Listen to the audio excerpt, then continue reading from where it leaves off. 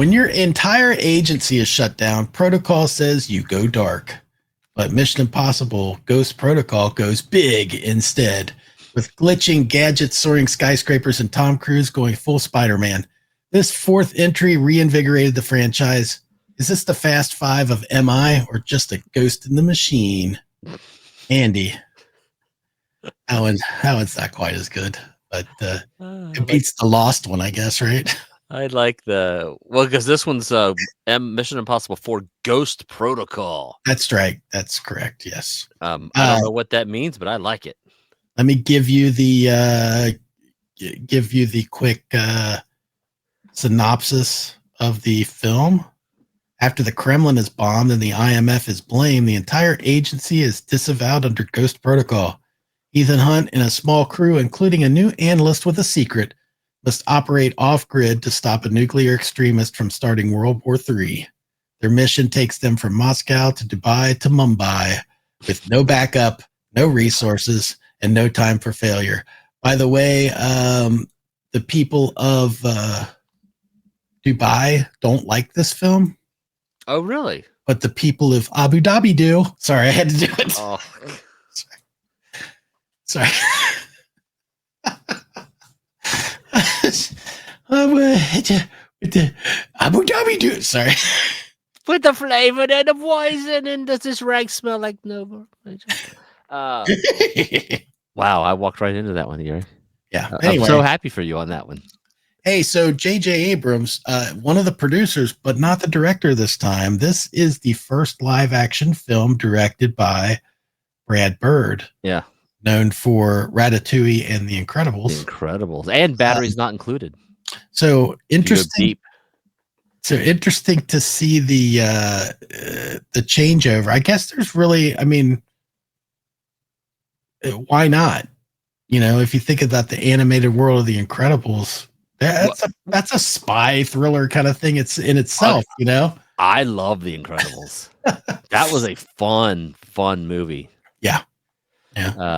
Yeah. Brad, Gary, RT, our friends. Let's do the Rotten Tomatoes. Our friends over at the Rotten Tomatoes. Gary, 94 and 76. This one is an upswing. Big time, yeah. And I don't disagree. This film was really good. Oh, yeah. They're getting progressively longer and they're getting progressively better. And this kid who'd never ever seen any of them, I was enjoying this one a lot. Yeah. My quick notes. I loved the train yard scene. Do you remember this? Yep. Running down there and like, so what I find fascinating about these films is there's like safe houses or safe places for them to go. Yeah. All over the world. And I didn't even see that coming. He's like, you get to the train and they're just like looking for a certain train. I'm like, I guess, does he like know where the train's going to go or something? And then all of a sudden everything starts happening. I'm like, oh, this is so cool. Like I'm so into what's happening right now. Yeah. Again, the whole gadget thing in the gadget game is strong in this one. I think you mentioned the scaling of the Wiz Khalifa building. Sure about the name of that one there?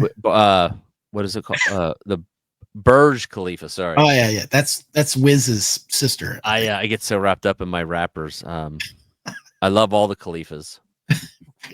I love all the kisses and all the Khalifas. This movie, this I've mentioned before when they do these panoramic scaling shots of the heights. Yeah. I get like a weird feeling in my stomach, like it makes my teeth hurt, and when makes my feet tingle. Yeah, when that camera goes out the window, I was like, oh, woo, buddy, yeah. I know that's a movie, and I can't watch that. Yeah. But wow, that sequence was almost worth the price of admission for me. Dude, I mean, you didn't have the benefit of seeing this in the theater. I did not. Pretty much all of these in the theater. I distinctly remember that one, and I remember in the theater thinking like it makes you nervous. Can you imagine this in like IMAX? There you go. Thank you. Yeah. That would probably make me sick to my stomach. Shot in IMAX. That scene was shot in IMAX. Oh, yes. Wow. I mean, Yeah. like when he's scaling and like the one glove starts glitching, and Right. I'm like, oh my god. And Yeah. I'm like, I know he's not going to die, but I mean, I'm feeling his I tension. know it really sucks you in. It does a really good job of that. And I think, honestly, I think that's part of why he does the stunts that he does. Oh yes, Is because it's so realistic because he's really doing, if obviously he's not scaling this thing with these gloves and all that, but he's there. He's but he's on 1,700 feet in the air. he's Um, on the outside of the tallest yeah, building in the world. I mean, crazy. Yeah, it's Um, insane. I also wrote Simon Pegg enjoyable. every time, I every think, time. and we talked about this over the weekend. We were chatting. I don't know Simon Pegg very well. I've never seen Shaun of the Dead.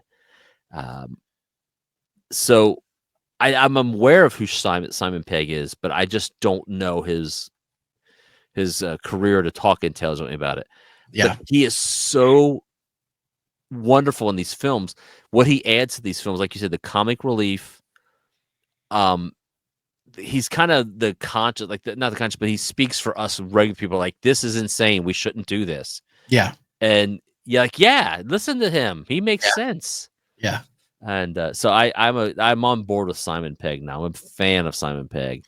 Well, And we will go through and we will do what's called the uh three flavors Cornetto films trilogy, which is Shaun of the Dead, Hot Fuzz, and The World's End, which is the movies that he's in with Nick Frost and okay, Edgar Wright directed. okay, Um, those are great movies. You'll I, enjoy them. We'll put them on the list yeah, to do. I've heard Shaun of the Dead is wonderful, and a lot of people have said like, why have you not seen it? Again, I don't have any. I've not seen films not for any reason like I don't like the actor because we just talked about it. It's not that. Yeah, I just don't. you can't see them all. There's so many, and I Yeah, can't. I just literally can't keep up. yeah, So, but now the last note I have, Gary, I did put down. This one got a little slow for me during the party sequence. I don't know if you remember the sequence, but I know you guys and like Kevin will kind of give me a little bit of teasing because I don't like long movies. This is something like you could have cut this down a little bit, you know. yeah. I'm trying to think of which. I don't even recall. I just remember writing down this gets a little slow during this party sequence.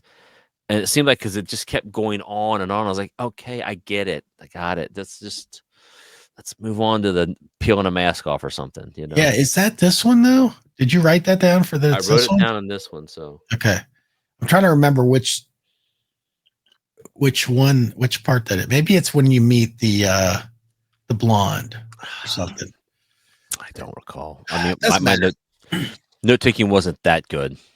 Doesn't matter. So the big heist in this one would be considered the infiltration of the server room that he has to climb the tower to get to because the only way to get in is from the outside. You can't go up through the elevators or anything like that. He has to actually climb up the outside of the building to get to it. That's pretty much what's considered the big heist in this movie. There are a lot of like you said, the gadget thing with the train thing where they've got their little safe house built into the one train car. Yeah, I just thought that was so cool. You've got the infiltration at the very beginning into the Kremlin, which was pretty cool. I love the gadget of the little screen thing they put up in the hallway. That was very cool. I forgot about that. Yeah. It's where the little thing was scanning where the eyes of the guards looking so it could orient properly. Yeah. Very neat. And how Simon gets in the middle of it. Yeah. Again, comedy relief put in there. You've got the tower climb. You've got the another great sequence in this was the switching of the hotel rooms where they've got the hotel rooms in the tower and they're at the same time making that handoff of the codes that they're trying to get happening, and they're reliant on each other to get the trade working. Another cool sequence. You've got Simon Pegg with a false arm and all that stuff going up. Really yeah, cool. Yeah, that was I'm sorry, I'm eating a Twizzler. Jealous over here. Oh my god. Then you do have the one scene that I believe is the one that we talked about briefly off screen prior to recording, the auto parking tower fight, which went on a little long. That would have been maybe that's what I meant to write down. Yeah, that would have been the easy place to cut a little bit. Didn't need to be that long. Neat. I liked that they picked this. Hey, maybe we could do something in this place and make us very cool. And it was neat, but it does at that point, I think, because of the chase and everything that's going on there, that does extend the scene a little too long. I think I said to you, it reminds me of the Peter Griffin fights the chicken. Right. Family Guy. Like they always just let it go a little too long. Yeah. Yeah. So some notes I have besides that, I also have that there's not quite there's one masking thing in here, but they tried to do one and the thing failed. And then so they don't go with too many masks in this one. But some notes I have, of course, I talked about Brad Bird's first live action. We talked about the stunt being real that he pulls off on the thing. And it's shot in IMAX. Ghost Protocol itself as a thing is fictional. It actually doesn't exist in the real world of espionage. What? Yeah, but they but all the other stuff does? I guess they made it up, but the thing that I know, but the thing that's funny about that is since then I've heard it a lot. You hear it a lot ever since then. So it's almost like they created it. Jeremy Renner was actually considered at one point to take over this franchise. And I could see that. Yeah. But I guess Cruise was like, I'm not done making these movies. Yeah, I'm only 62. What the hell? So yeah, I think that's mostly, there's a cool sandstorm chase in it. All part of that coming out of the whole look, that whole thing with the Burj Khalifa, that whole sequence. Mm-hmm. There's a lot of intrigue happening. You've got the action of the thriller part of him on the building. He gets down in time. They got that whole sequence happening in a chase scene. That's unrelenting in that whole area. I mean, there's just a lot that goes on. Yeah. And that's probably a good 40 minutes of the movie, I would bet. Yeah. It's like relentless. No, it's unrelenting. No, it's minus the relent. And yeah. And that's it, man. That's all. I thought it was a great movie. I enjoyed it quite a bit. And yeah, this just keeps it going. The train ride going on this, and it's well worth watching. This one's a solid film. Yep. And I think that's all my notes. That's all I got. Yeah. That's all I need. Yeah. So why don't you scale on down there and hit that like button and subscribe if you're not subscribed already, because we'd like to have you in the family, the Flick Flops family. Yeah, the Tummy Twins family. Come on, man, be one of us. Be one of the cool kids for once, just for once. Yeah. Do what he said. He said. I gotta write that down. All right, man.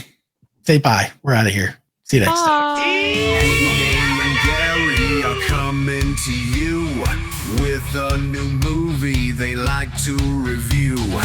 Whether they liked it or you will soon see by their rating amounts of poo or TP. They rate things different than other shows. The higher the amount, the more it blows. Flick Flops are unfiltered reviews of all of the movies we chose to view. We love some and other we simply hated. You can find out by how much we rate it.